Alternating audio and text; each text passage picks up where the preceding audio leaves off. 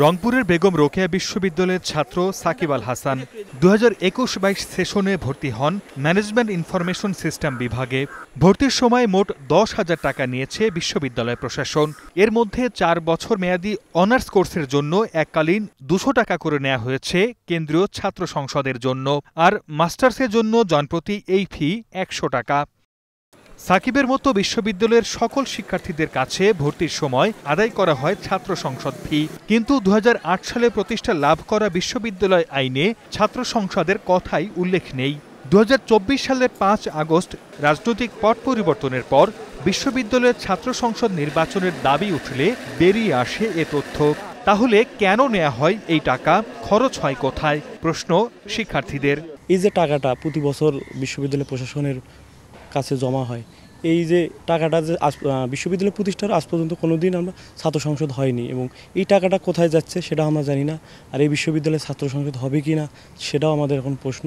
এই বিশ্ববিদ্যালয়ের 22টি বিভাগে 17টি ব্যাচে 21,100 শিক্ষার্থী অনার্স ভর্তি হয়েছেন, আর মাস্টার্স শেষ করেছেন প্রায় 14,000 শিক্ষার্থী।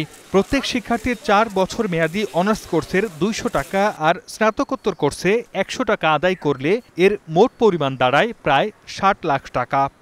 এত বছর ধরে শিক্ষার্থীদের কাছ থেকে কিন্তু ছাত্র সংসদের টাকা নেওয়া হয়েছে, যেটা একেবারে অমূলক এবং অযৌক্তিক এবং নীতি বহির্ভূত কাজ। প্রশাসন বারবার বলেছে যে ছাত্র সংসদ আইন এনে আমাদের ছাত্র সংসদ নির্বাচন করবে, কিন্তু আমরা দেখতে পাচ্ছি যে প্রশাসন বারবার সময় দিচ্ছে, কিন্তু আমাদের ছাত্র সংসদ আইন এখনোই হচ্ছে না। আমরা চাই এই আইনটি সংশোধন করে ছাত্র সংসদ নির্বাচনটা করা হোক। এ বিষয়ে বিশ্ববিদ্যালয়ের ভারপ্রাপ্ত উপাচার্য জানান, আগের প্রশাসনের সময় সংগৃহীত টাকার ব্যয়ের হিসেব নেই। তবে নতুন প্রশাসন দায়িত্ব নেয়ার পর গত 1 বছরে আলাদা ব্যাংক অ্যাকাউন্টে ছাত্র সংসদ ফি জমা রাখা হচ্ছে। আগে যে টাকাগুলি কালেকশন করা হয়েছিল এগুলো যে কোথাও জমে আছে এমনও না, কেউ খেয়ে ফেলেছে তেমনও না।